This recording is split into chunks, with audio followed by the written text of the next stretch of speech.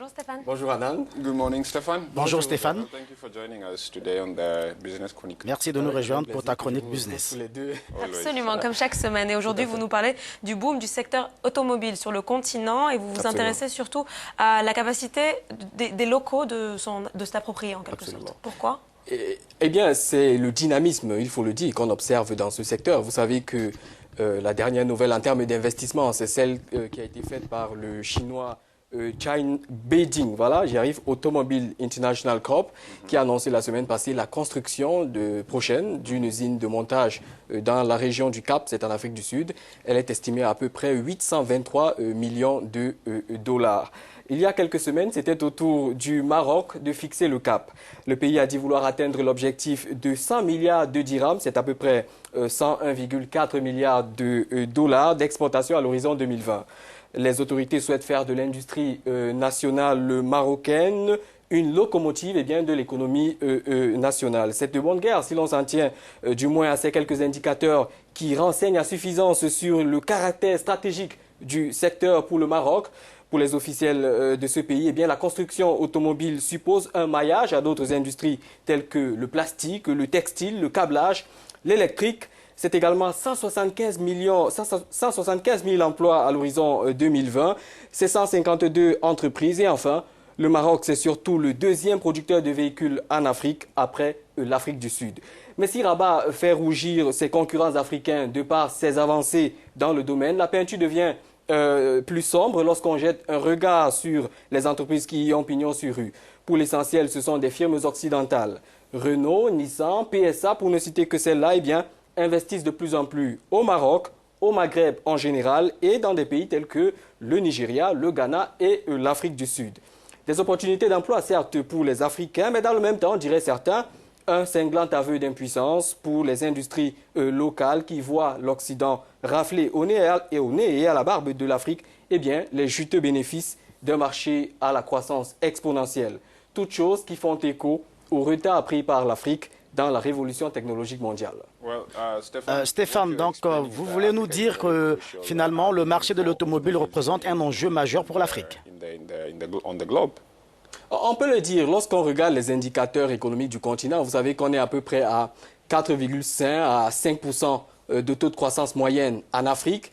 Ajoutez également à cela l'émergence irréversible finalement d'une véritable classe moyenne sur le continent africain. Une classe moyenne nécessaire au décollage d'un marché automobile et qui devrait compter pas moins d'un demi-million d'individus d'ici 2030 selon les estimations du cabinet de conseil Deloitte.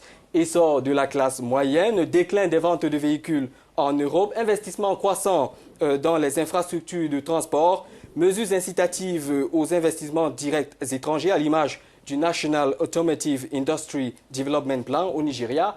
Bref, l'Afrique qui dispose déjà de nombreux marchés à forte croissance à l'image du Kenya, du Nigeria, de l'Égypte et de l'Afrique du Sud, devrait devenir en 2017 rien moins que le deuxième marché de consommation dans le monde.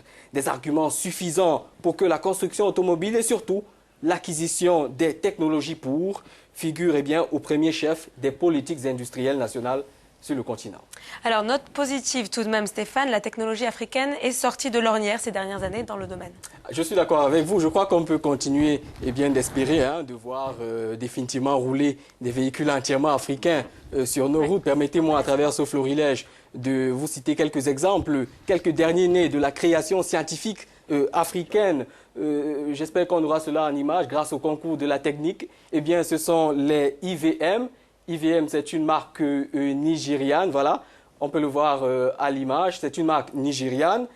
Il faut dire que pour les IVM, hormis le châssis et le moteur qui sont importés du Japon, ces véhicules IVM sont assemblés sur place au Nigeria à partir de matériaux locaux. Maintenant, c'est la Katanka. La Katanka, c'est une voiture entièrement conçue et fabriquée au Ghana. La Katanka fonctionne avec un moteur électrique constitué de batteries rechargeables. Ensuite, on peut citer le cas de la Turtle. La Turtle, c'est une voiture 100% made in Ghana. Elle est fabriquée par des artisans locaux près de Kumasi à partir de matériaux de récupération. Et enfin, dernier exemple de ce florilège, la Kira EV Smack entièrement conçue et développée en Ouganda par Kera Motors Corporation. Cette voiture est donc une hybride fonctionnant à la fois avec un moteur diesel et un moteur électrique. Très beau florilège en effet, Stéphane. That's a good milestone, if you ask me. Africa producing its own means of transport. Maybe vehicles will start being cheap in the continent. Exactement, peut-être que ce sera plus abordable pour... Ce sera plus abordable pour les plus pauvres, les moins nantis. Et dans le même temps, ça donne une image d'une Afrique qui bouge, d'une technologie qui s'inscrit définitivement dans le Concert des Nations. Absolument. Mais écoutez, merci beaucoup Stéphane pour cette chronique toujours très intéressante. On se retrouve la semaine prochaine pour une autre chronique business.